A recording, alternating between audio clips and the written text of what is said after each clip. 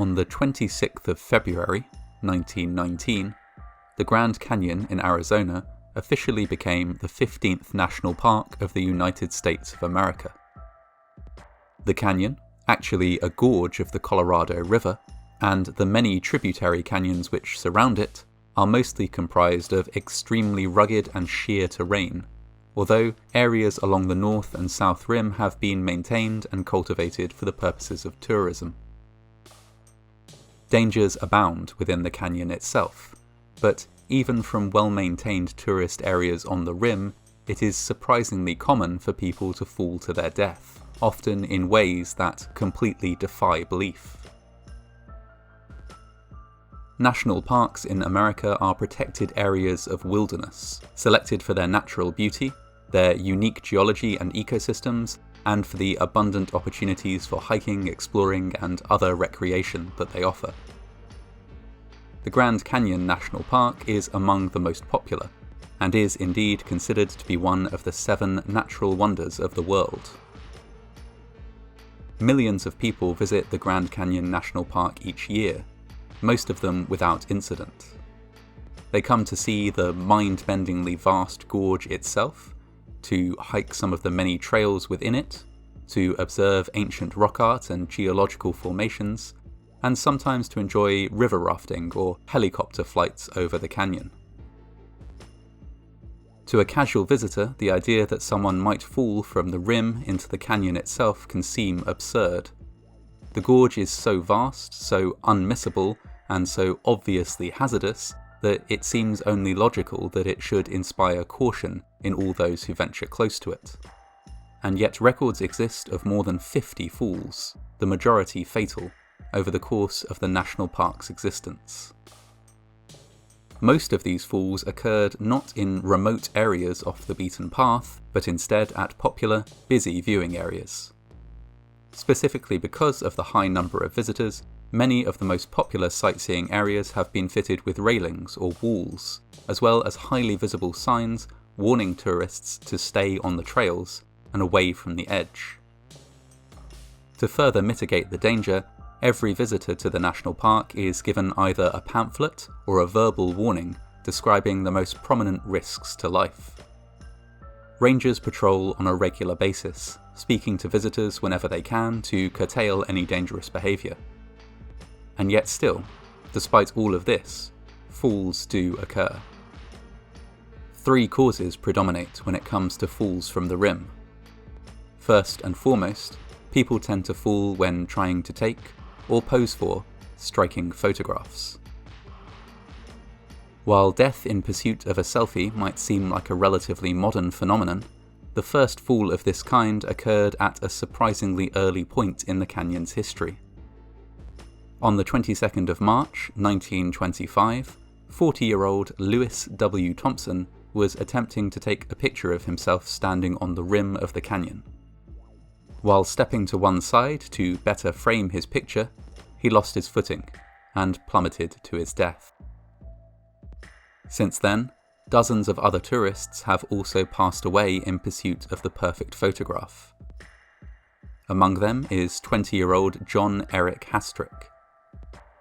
On the 27th of April, 1981, Hastrick was attempting to take a photo not of the canyon, but of the Bright Angel Lodge Hotel on the south rim.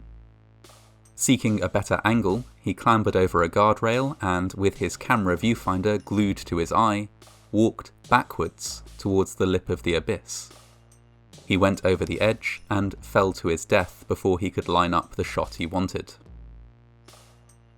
Almost 2 decades later, on the 19th of August 1999, 25-year-old Gabriel Comerford was visiting Moran Point on the south rim. He wanted a souvenir photo and, being alone, asked some fellow tourists if they would help him take one. They readily agreed, and Comerford handed them his camera. He then clambered over the guardrail, walked out onto a narrow precipice, lost his footing, slipped down a rocky slope, and fell into the void. Not knowing what else to do, the tourist with his camera used it to take several photographs of Comerford's final moments. Not the souvenir he would have wanted.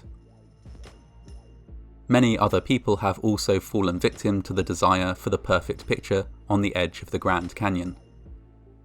Despite this, it is interesting to note that on almost any visit to the Grand Canyon National Park, many visitors can be seen in almost any popular viewing area, travelling beyond the railings, clambering onto precarious ledges, or taking other incredible risks in order to pose for pictures.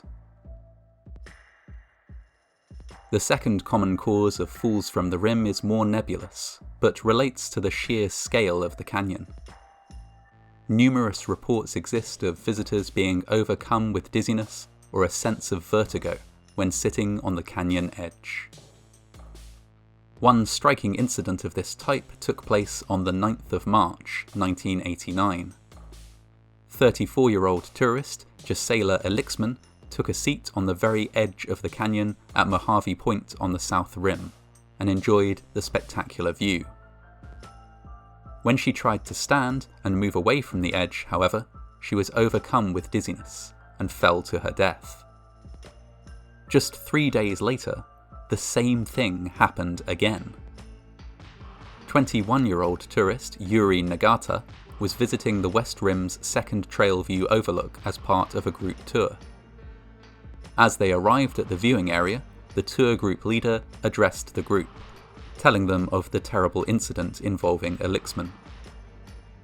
Nagata dutifully listened to this cautionary tale, and then immediately walked to the railing, crossed it, and took a seat on the rim of the canyon.